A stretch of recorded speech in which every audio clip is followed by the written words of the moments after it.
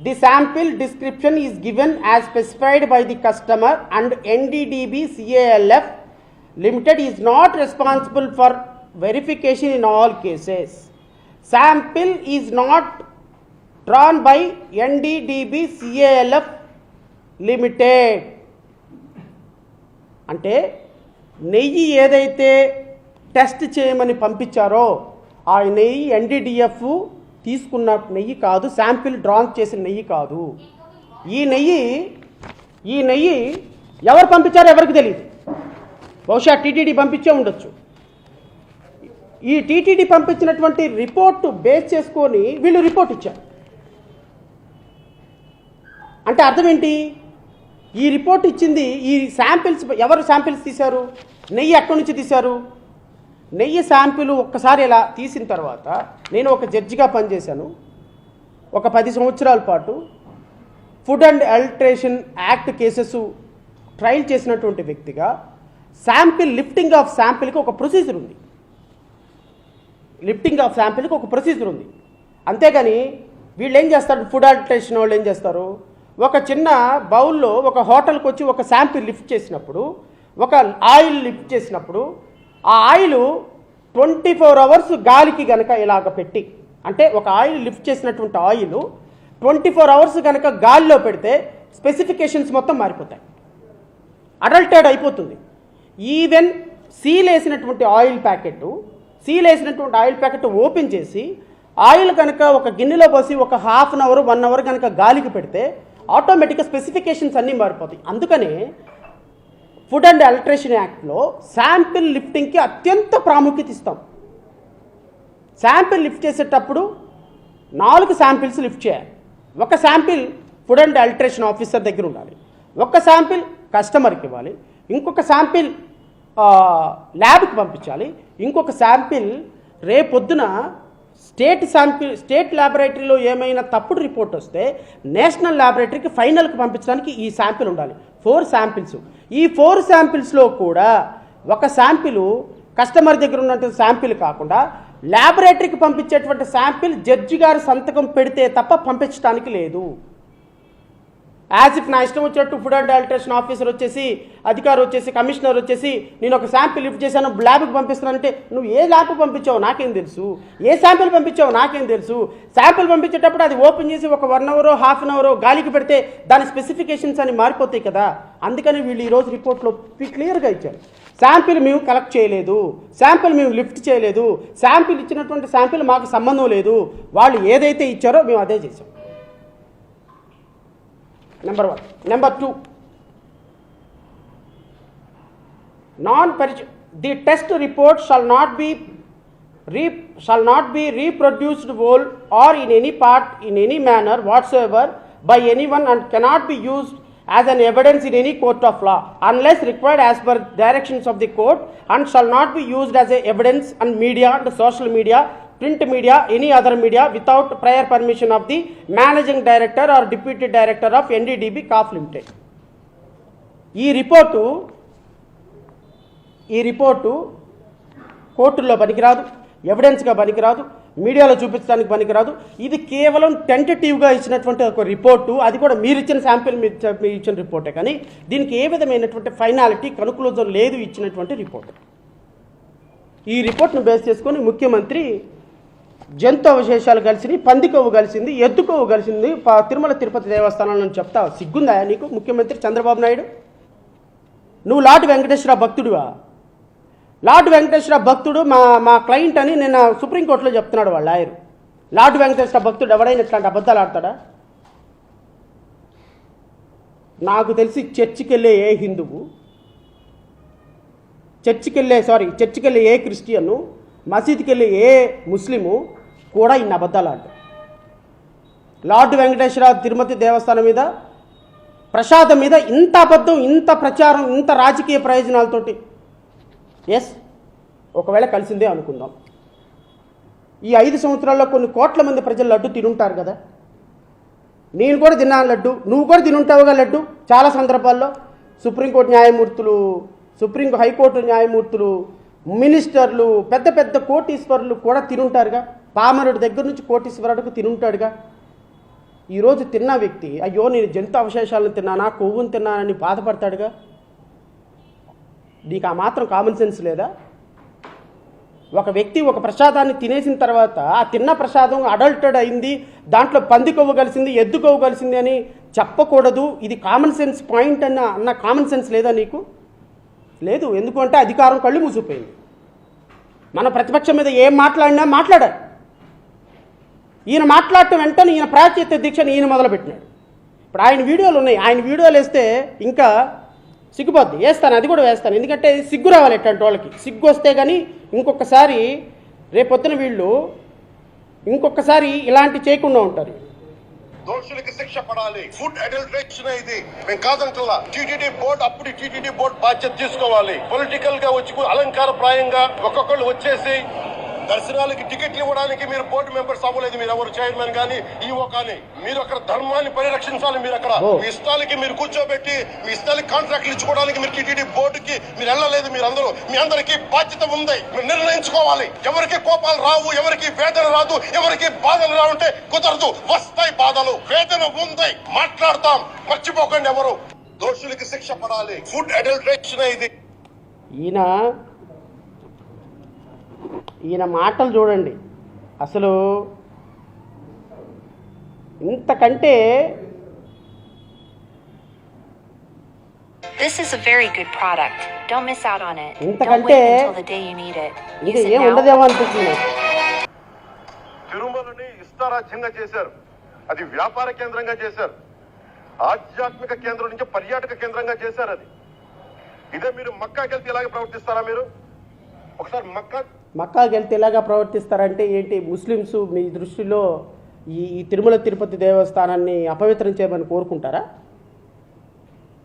తిరుమల తిరుపతి దేవస్థానంలో లార్డ్ వెంకటేశ్వర ఇచ్చేటువంటి ప్రసాదంలో జంతు అవశేషాలు కలపాలని కోరుకుంటారా?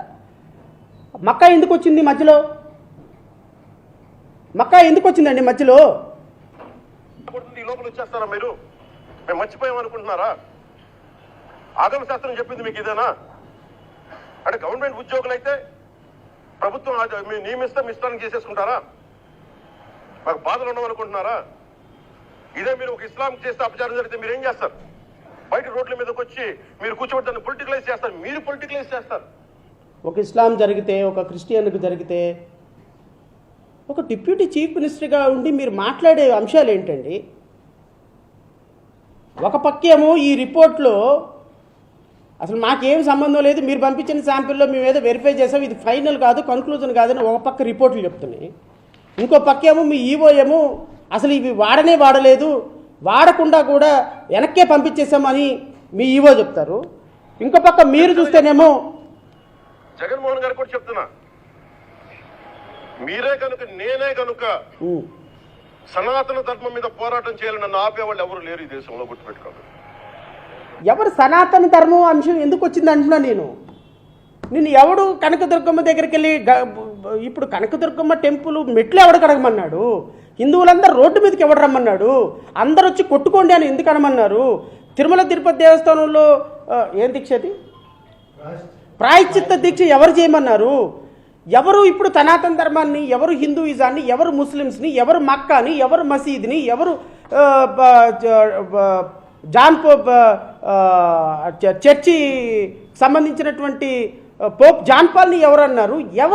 మీరు మతాల గురించి మాట్లాడుతున్నారండి, మీరు కులాల గురించి మాట్లాడుతున్నారండి. మీరు హిందువులు, ముస్లిమ్స్, క్రిస్టియన్ మీరు వేరు చేస్తున్నారు. పవన్ కళ్యాణ్ ఉప ముఖ్యమంత్రి అయ్యండి సిగ్గు లేకుండా నీచ ఉచ్చాలు మరచి ఈ రాష్ట్రంలో ఒక ఉప ముఖ్యమంత్రి అయినాను, ఒక సినిమా యాక్టర్ని తీసుకొచ్చి ఒక డైలాగులు చెప్పేవాడిని తీసుకొచ్చి నన్ను ఉప ముఖ్యమంత్రి చేశారన్న ఉచ్చ నీచాలు మరిచి మీరు మాట్లాడుతున్నారు. ఈ రాష్ట్రంలో క్రిస్టియన్స్ని, ముస్లిమ్స్ని, దళితుల్ని వేరు చేసి మీరు మాట్లాడుతున్నారు. అరే ఒక తిరుమల తిరుపతి దేవస్థానాన్ని అడ్డం పెట్టుకొని అందుకు కదా మీ జీవితం అట్లా తయారైపోయింది. మీ జీవితం అలా తయారైపోయింది అందుకు కదా. వెళ్ళి ఒకసారి సోషల్ మీడియా చూడండి మీ గురించి ఎలా మాట్లాడుకుంటున్నారు.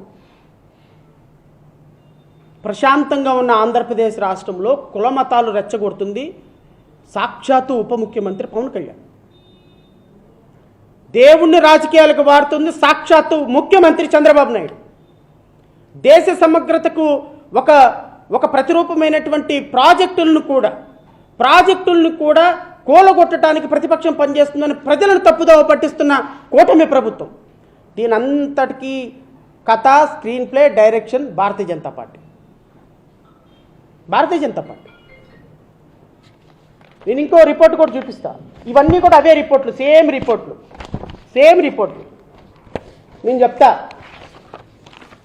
మిస్టర్ పవన్ కళ్యాణ్, సనాతన ధర్మం గురించి మాట్లాడే మిస్టర్ పవన్ కళ్యాణ్ మా తోపు, తురుంకాను, ధర్మాన్ని గురించి మాట్లాడుతున్నారని టీవీ డిబేట్లోకి వచ్చి గైగమైన మాట్లాడేటువంటి జనసైనికులు, వీర మహిళలు మీకు కూడా చెప్తున్నా.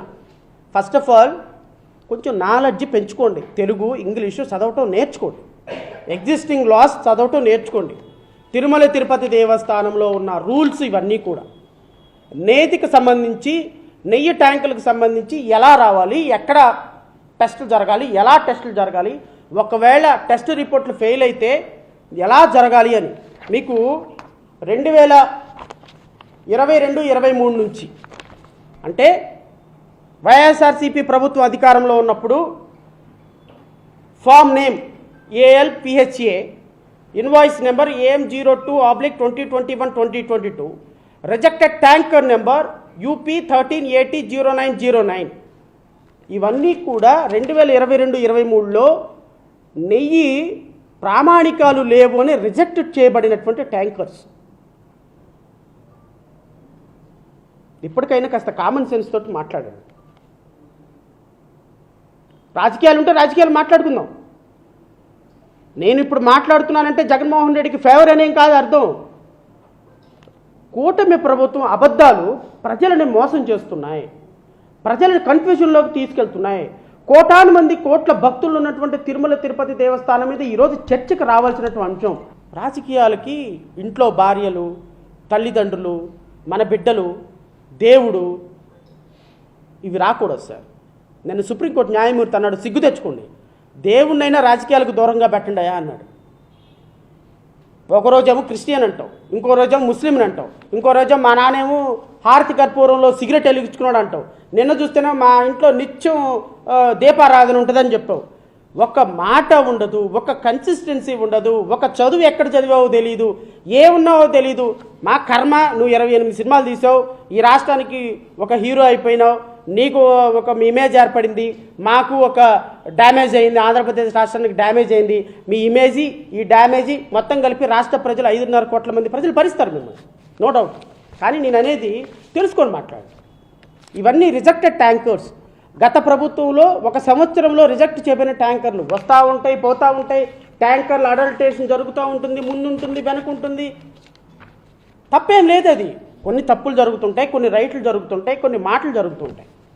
కానీ ఈ విధంగా ఒక రాజకీయాలకి వాడటం అనేది ఒక్కసారి పునరాలోచించుకోమంటున్నా. రేపొద్దున ఫైనల్గా సుప్రీంకోర్టులో ఏం జరగబోతుంది అనేది నేనైతే ప్రెడిక్షన్ చేయగలుగుతున్నాను. నిన్న గౌరవ సుప్రీంకోర్టు న్యాయమూర్తులు అడిగినటువంటి మాటలు, ఒక్కొక్క మాట ఒక్కొక్క తూట. ఎవరండి కాంపిటెంట్ పర్సన్ చెప్పాల్సింది?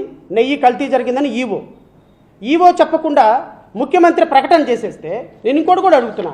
ఈ రిపోర్ట్ వచ్చింది 12వ తారీఖు 7వ నెల శాంపిల్స్ పంపిస్తే 23/7వ తారీఖున కంప్లీషన్ అయితే శాంపిల్ రిసిప్ట్ 17/7ని తీసుకొస్తే 23/7 జూలై నెలలో వీళ్ళకి రిపోర్ట్ శాంపిల్ వచ్చింది. సెప్టెంబర్ దాకా ఏం గాడిదలు కాస్తున్నారా?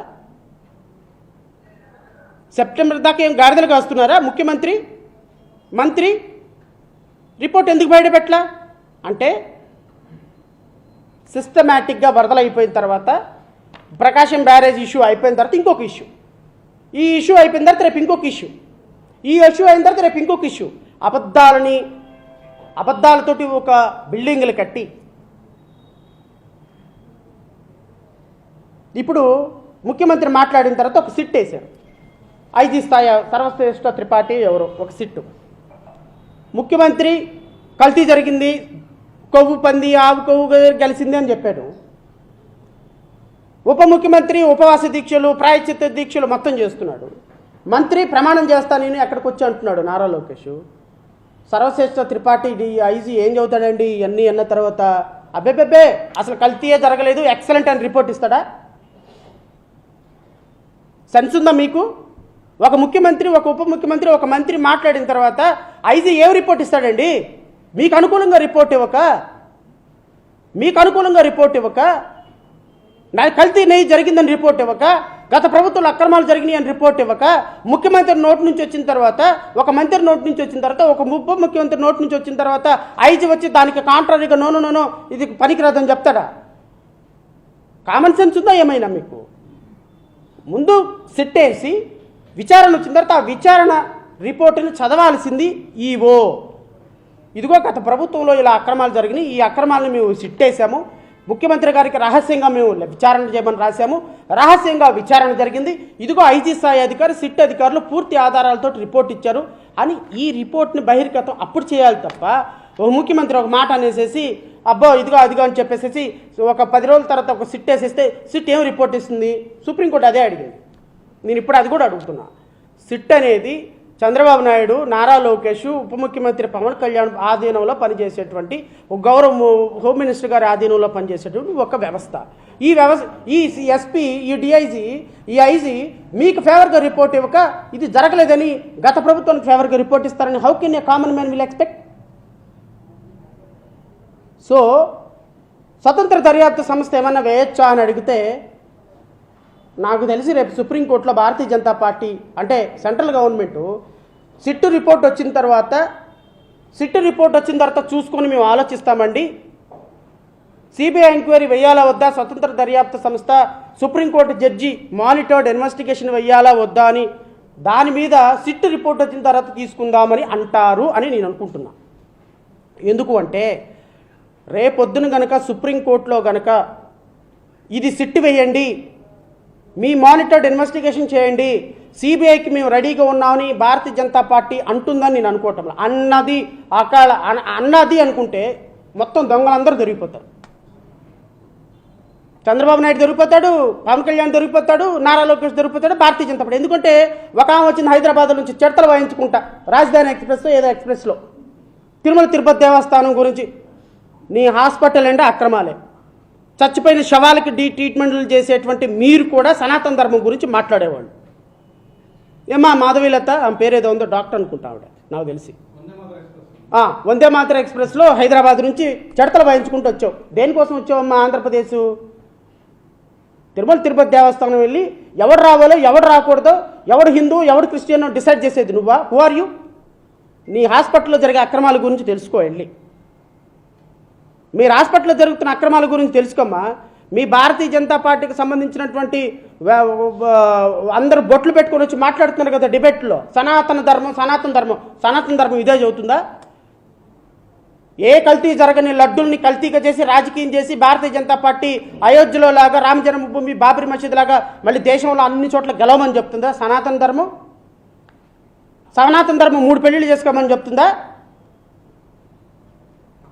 ఏమ్మా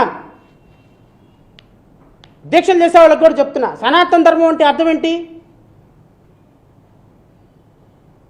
ముందు దానికి డెఫినేషన్ తెలుసుకోండి.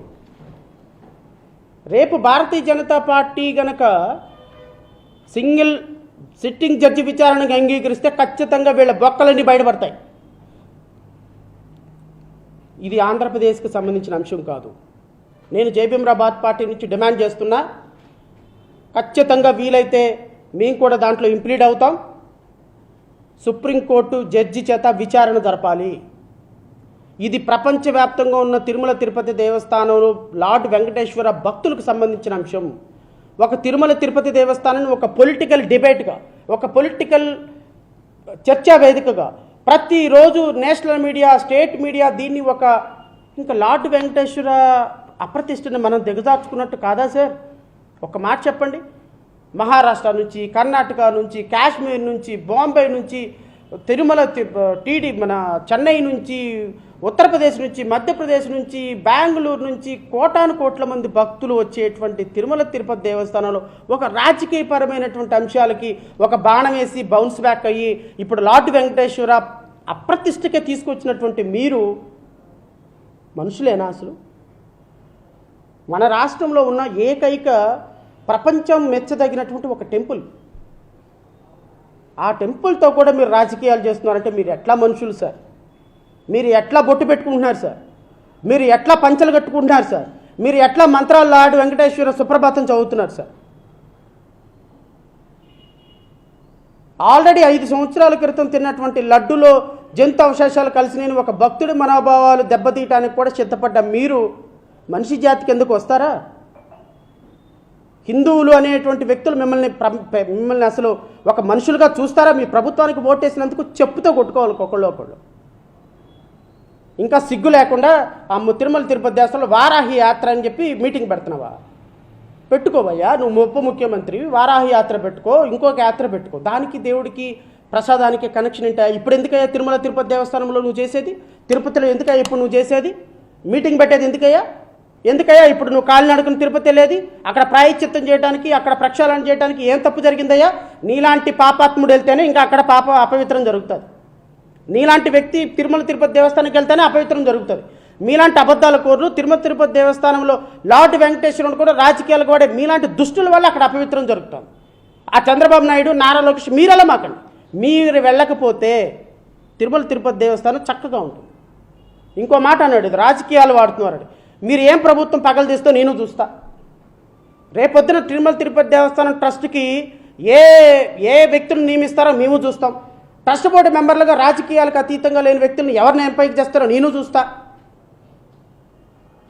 మీకు 24 గంటలు మీ సినిమా మీ రాజకీయ ప్రయోజనాలన్నిటికీ అనుగుణంగా పనిచేసే ఒక TV5 ఛానల్ ఉంది కాబట్టి ఆయనకి చైర్మన్ ఇచ్చేద్దాం. మీరు మీ కేసులన్నింటినీ కూడా మేనేజ్ చేసుకున్నాడు కాబట్టి ఎన్వి రమణానికి ఇంకోటికి ఇచ్చేద్దాం. లేకపోతే తిరుమల తిరుపతి దేవస్థానం ట్రస్ట్ బోర్డు మెంబర్గా మీ సినిమా యాక్టర్లను ఇచ్చేద్దాం. మీకు 100 కోట్లు ఖర్చు పెట్టిన మీ వారాయాత్రకు డబ్బులు ఖర్చు పెట్టిన వాడిని ఇచ్చేద్దాం. లేకపోతే మీ చంద్రబాబు నాయుడు యువగళం పాదయాత్రకు ఖర్చు పెట్టినోడికి డబ్బులు ట్రస్ట్ బోర్డు మెంబర్ ఇద్దాం. ఇలాంటి పిచ్చి వేషాలు వేస్తే భక్తులందరూ చెప్పు తీసుకొని కొడతారు మిమ్మల్ని. తిరుమల తిరుపతి దేవస్థానం ప్రక్షాళన జరిగే సమయం ఆసన్నమైంది. రాజకీయ నాయకులకి బిజినెస్ మ్యాన్లకి తిరుమల తిరుపతి దేవస్థానం బోర్డులో స్థానం కల్పించకూడదు, నిషేధం. నేను ప్రపోజ్ చేస్తున్నా, ఒక చాగంటిని నియమించండి, ఒక గరికపాటిని నియమించండి, ఒక జనచర్య స్వామిని నియమించండి, ఒక సద్గురుని నియమించండి. ట్రస్ట్ బోర్డు మెంబర్లకు వాళ్ళని తీసుకొచ్చి పెట్టండి. హిందూ మతం కోసం ప్రచారం చేసి నిజంగా గౌరవంగా గొప్పగా బతుకుతున్న వాళ్ళందరినీ టీడీటీ బోర్డు చైర్మన్గా చేయండి. నేను జయభీమరావు పార్టీ నుంచి డిమాండ్ చేస్తున్నా. మీరు కనుక మళ్ళీ ఈ రాజకీయాలు తీసుకొచ్చి ఇంకొక chairman, TV5 chairman, ABN chairman, ఆ చైర్మన్ వాళ్ళు మాకు చంద్రబాబు నాయుడికి మాకు చుట్టాలు పక్కాలు, మా పవన్ కళ్యాణ్ గారికి సినిమా షూటింగ్లకు అసిస్టెంట్ డైరెక్టర్లు, పిచ్చి వాళ్ళని తీసుకొచ్చి అక్కడ నియమిస్తే రేపు తిరుమల తిరుపతి దేవస్థానంలో రిపీట్ అవుతుంది.